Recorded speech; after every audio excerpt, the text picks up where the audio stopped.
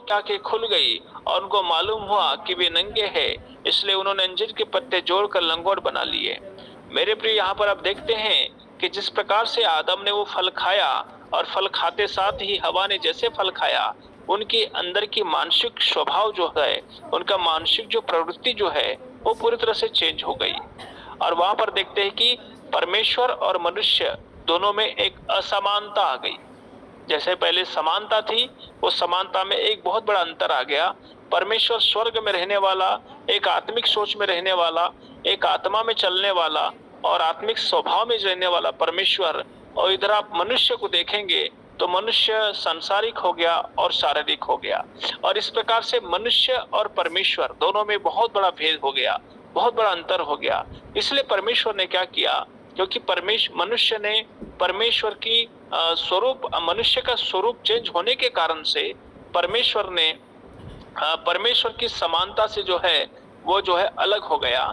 और परमेश्वर की समानता से जब वो अलग हो गया तो परमेश्वर ने उसे वहां से अलग करने के कारण से उसको क्या किया, यहाँ पे लिखा है इसके 3:22 में, फिर यहोवा परमेश्वर ने कहा, मनुष्य भले बुरे का ज्ञान पाकर हमेशा के समान हो गया है, इसलिए हम अब ऐसा न हो कि वह हाथ बढ़ाकर जीवन के वृक्ष का फल भी तोड़कर खा ले और सदा जीवित रहे।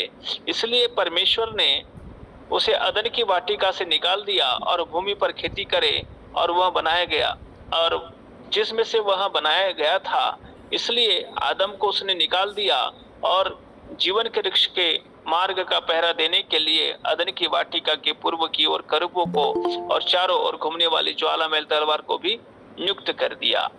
जब उसने अपने स्वभाव को चेंज कर डाला, जिस स्वभाव में परमेश्वर था उस स्वभाव में मनुष्य नहीं रहा, तो परमेश्वर ने सबसे पहला काम जो है अपनी समानता को जो है उसने उससे अलग कर दी। और परमेश्वर, स्वर्ग में रहने वाला परमेश्वर, उस मनुष्य के साथ में जिसका स्वभाव शारीरिक और सांसारिक हो गया, स्वार्थी हो गया, लोभी हो गया, डिंगमार हो गया, पाप से भर गया।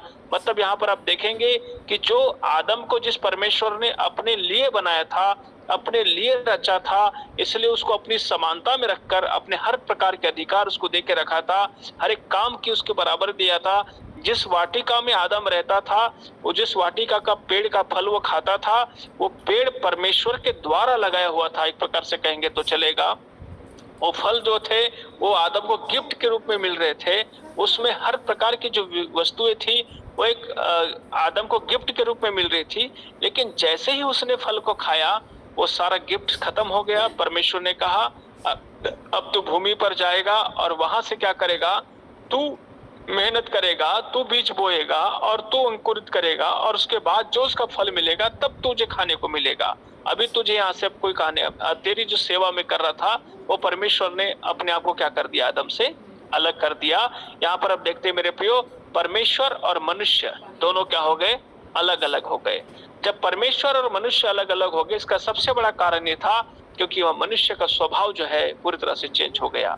परमेश्वर का स्वरूप आत्मिक है और मनुष्य का स्वरूप शारीरिक और सांसारिक है।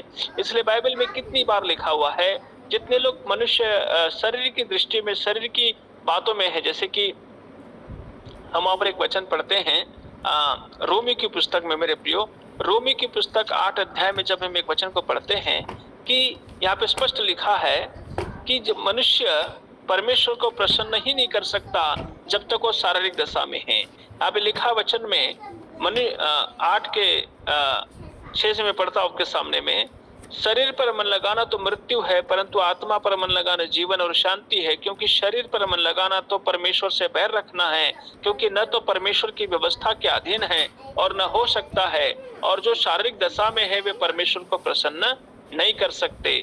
इसलिए मेरे प्रियो, पवित्र शास्त्र बाइबल कहती है अब हमें वापस, यदि परमेश्वर की अब वापस समानता कब है, अब समानता कब आएगी, वापस हम परमेश्वर के साथ कब रहेंगे।